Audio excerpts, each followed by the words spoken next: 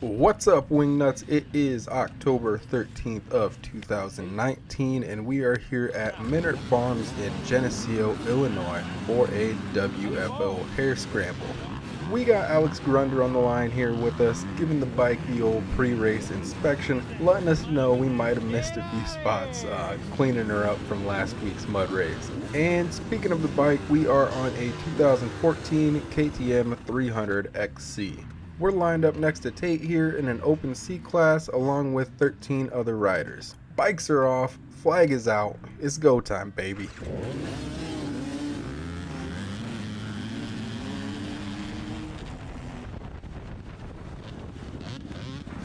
I guess we decided today we were going to set a new record, and less than 10 seconds into the race, we hit the deck. But since we like to keep it educational here on the WINGNUT YouTube channel, I'm going to fill you in on something that I didn't know. That freshly harvested cornfield with the stalks laying everywhere, not great for traction. You're going to need to take that sauce meter and dial it back a couple notches. Lucky for us, even after a big oof left us almost in last place off the start, there was some other chaos going on that we were able to sort through, giving us another 3 positions or so, I'd say a 10th going into the woods. That puts us back in touch with our buddy Tate here, who we're going to go to work on. Very important to get some of these passes done early so that top group doesn't completely check out on us.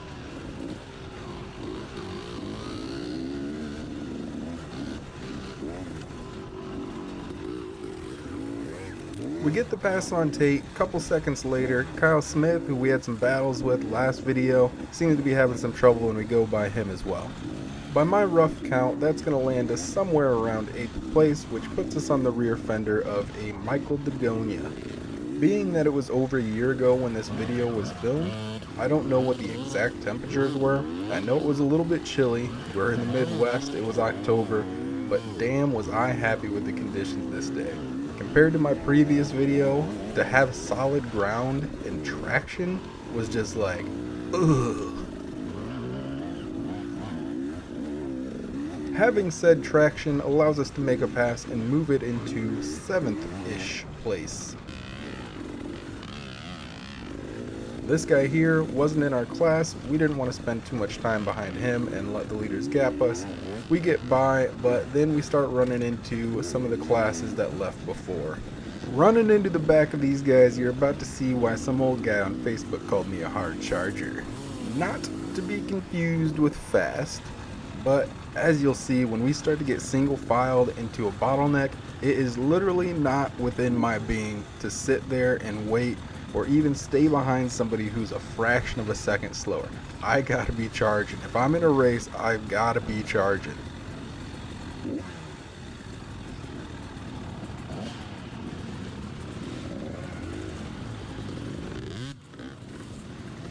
You see how I had to get off the trail there and try to make some kind of progress while traffic had come to a halt? That's what I'm talking about. And that might not work out well for me every time. That time it did. I made a pass on Cody Kennedy, who I think ended up winning this race. But that's what I mean. Like, I cannot just sit there and wait for things to happen around me. Now that we're rolling again, we're able to make 3 quick passes. Now, I don't think any of these guys were in my class, but it does put us 3 steps closer to catching the leaders.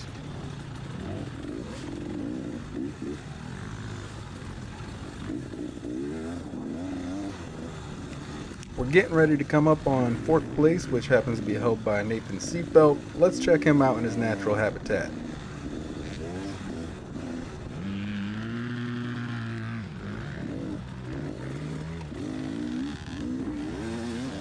After Nathan's rev limiter special, we get into this section that's got an easy and a hard line, and I cannot figure out for the life of me why anybody would go around this hill.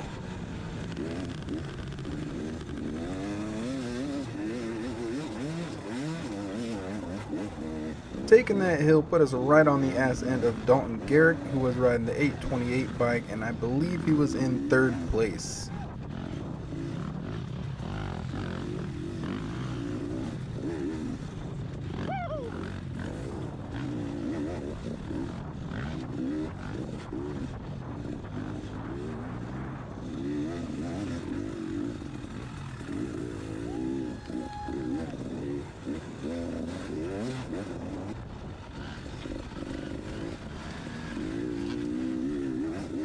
Dalton ends up putting a gap and another rider between us. When I do finally catch up, in typical tortoise in the hare fashion, I make a mistake that allows Cody Kennedy to go by and bumps me back down to like 5th place.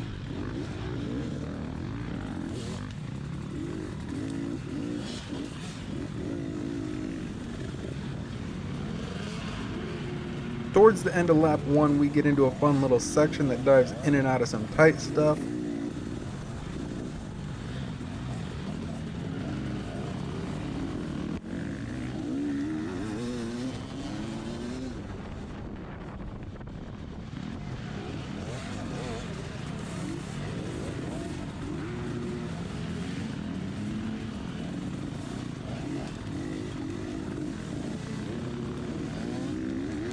As we bring it home for lap 1, I am once again battling the allocation of sauce to use in this field. Need a little less on the throttle and a lot more on the brakes. And then after that, I get myself a nice little surprise before the checkpoint.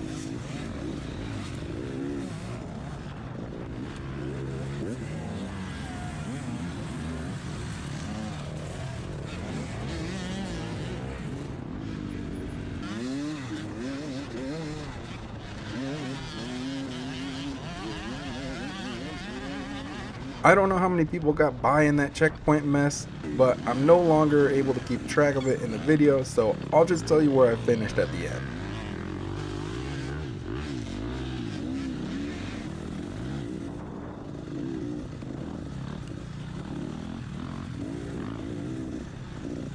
Luckily, we're able to catch back up to Dalton and make a pass on him. Looks like maybe he was trying to catch his breath. Getting back to this hill, it seems like people are finally catching on, and we end up damn near 3 wide going up the thing.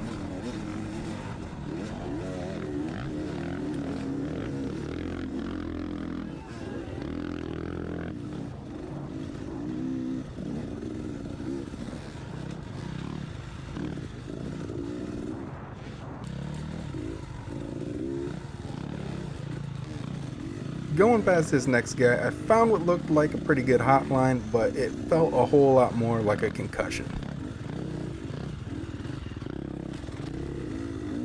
Yeah, that's right. Thank you, may I have another? Just can't get enough of those concussions.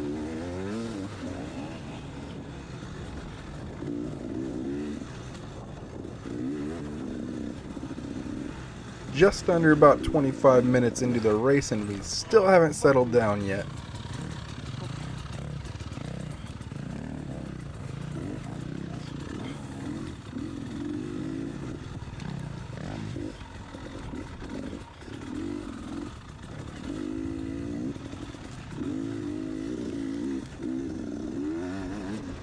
Coming out of the trees will be you guys' first look at this nice little grass track section. I do like these to split up some of the woods, but not too much. I think they do a pretty good job with the balance.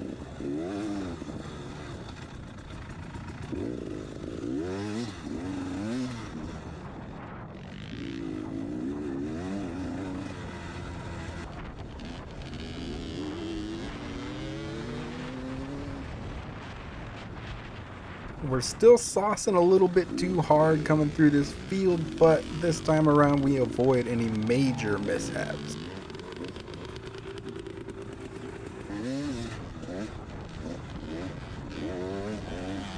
We're gonna let that 3 honey sing a little bit and make one more pass before we get into the woods.